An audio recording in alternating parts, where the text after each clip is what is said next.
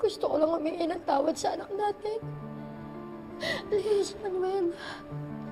Huwag mo naman ipagkait sa akin yung pagkakataon na yun. Maawa ka. Ba't tumayo ka dyan?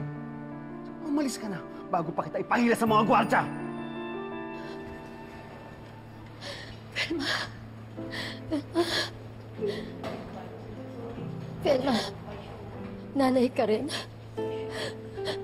Alam ko nararamdaman mo rin kung ano yung nararamdaman ko ngayon. Tulungan mo kay Jessica. Parang awa mo na. Velma. Velma, huwag kang makinig sa kanya.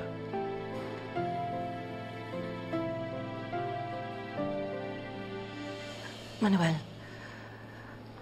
baka kailangan mo munang kausapin si Jessica.